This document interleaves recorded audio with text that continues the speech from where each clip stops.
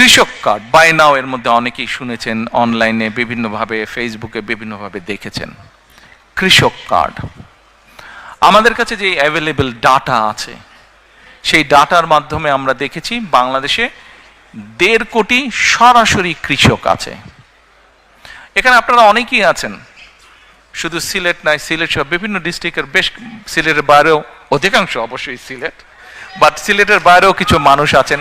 সিলেট হোক, সিলেটের বাইরেই হোক, বাংলাদেশে প্রায় 1.5 কোটি কৃষক আছে যারা সরাসরি কৃষক। এই ক্যামেরাম্যান, আপনি ভাই একটু ডিস্টার্ব করছেন, আপনি একটু ডিস্টার্ব করছেন, আপনি অনেককে ডিস্টার্ব করছেন।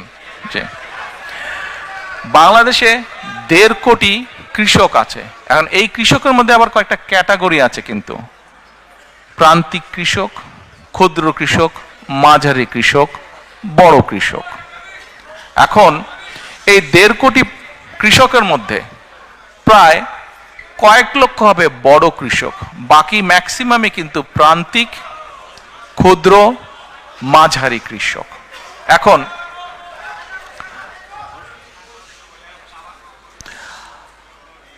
আপনাদের মধ্যেও অনেকেই কৃষক আছেন কিন্তু সরাসরি কৃষক না। হয়তো আপনার জমি আছে, আপনি কারো কাছে বর্গা দিয়ে দিয়েছেন, তাই না? মানে কাউকে দিয়ে দিয়েছেন, লিজ দিয়েছেন জমিটা, যে তুমি চাষবাস করো, ঠিক আছে, এন্ড অফ দ্য ইয়ার তুমি আমাকে এরকম একটা অ্যামাউন্ট দিও। অনেকেই আছেন এখানে। কিন্তু আমরা যেটা করতে চাইছি, এই কৃষক কার্ডটা হবে ব্যাংক কার্ডের মতনই, ওটাতে একটা চিপ থাকবে, এবং আমরা বাংলাদেশে যত কৃষি জমি যা আছে সবগুলোকে একটা সার্ভারের ভিতরে আমরা নিয়ে আসব। কোন কৃষক কোথায়, তার নাম কি, সে কতটুকু জমি ওন করছে, নাকি সেটার সে লিজ নিয়েছে, লিজ নেক অথবা ওন করুক, সেটাতে সে কি কি চাষ করছে। কোনো জায়গায় বছরে 2টো ক্রপ হয়, কোনো জায়গায় বছরে 3টে ক্রপ হয়, কোনো জায়গায় 1টা ক্রপ হয়। কাজেই তার কোন কি ক্রপ হচ্ছে সেই হিসাবও আমরা পুরা রেডি করব। আচ্ছা, এখন রেডি করে যেটা আমাদের টার্গেট বা এইম, আমাদের যার হয়তো একটা হচ্ছে ফসল, যার 2টো হচ্ছে, তাকে আমরা যে কোনো একটা ফসলের ফুল সাপোর্টটা দেওয়ার চেষ্টা করব। তাকে আমরা তার যেটা রিকোয়ার্ড সিড, ফার্টিলাইজার, পেস্টিসাইড, এই পুরা সাপোর্টটা তাকে আমরা দেব 5 to 7 years টাইম।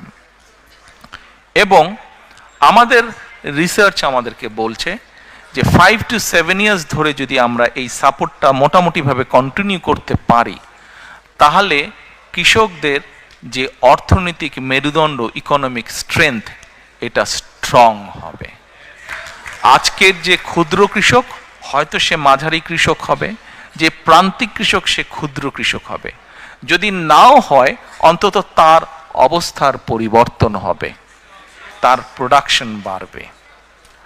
আমরা এই যে প্রায় পত্রপত্রিকায় নিউজ পড়ি যে এই দ্রব্যের দাম বেড়ে গেছে, নিত্য প্রয়োজনীয় ওই দ্রব্যের দাম বেড়ে গেছে।